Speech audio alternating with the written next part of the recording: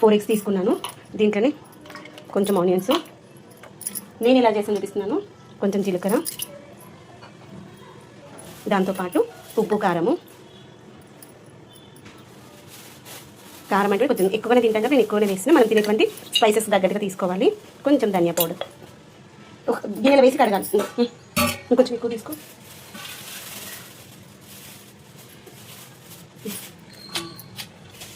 నిన్నటి నీళ్ళు, తర్వాత అల్లం వెల్లుల్లి పేస్ట్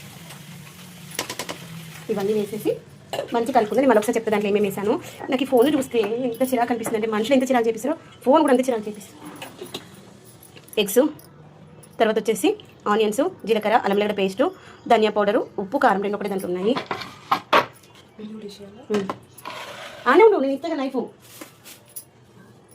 ఇలా పెట్టేసి కట్ చూడు, ఎంత కోపం వస్తుంది దీన్ని చూస్తే.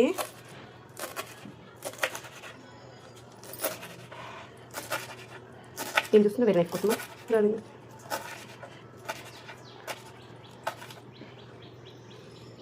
ఇంకొంది కొత్తిమీర. చాలా అంత కట్ చేయకు, దాని తర్వాత నైఫ్ తీసేదానికి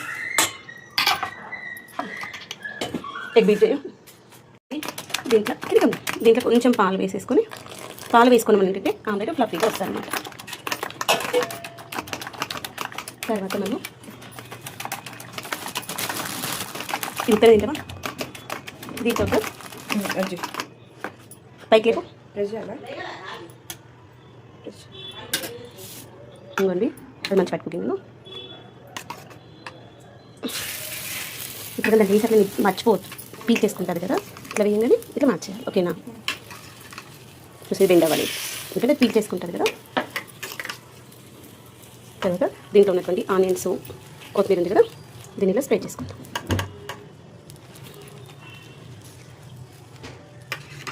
తర్వాత కొంచెం ఇలా గిన్నెలో ఆయిల్ పక్కన పెట్టేసుకున్నాం మనకు కూడా ఈజీగా ఉంటుంది స్పూన్తో వేసుకోవడానికి.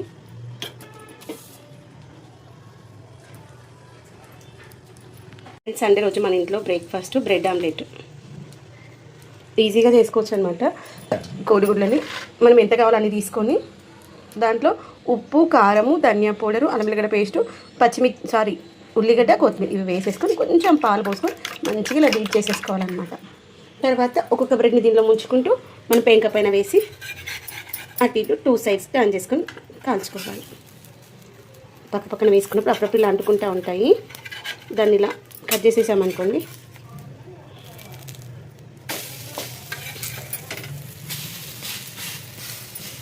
మరి ఫ్లేమ్ పెద్ద పెట్టుకోవద్దు, మీడియం ఫ్లేమ్లో పెట్టుకొని ఉడికించుకోవాలి. ఇలా ప్రెస్ చేస్తూ ఉంటే మంచిగా కుక్ అవుతుంది. చేయండి, నేను ఆలోపల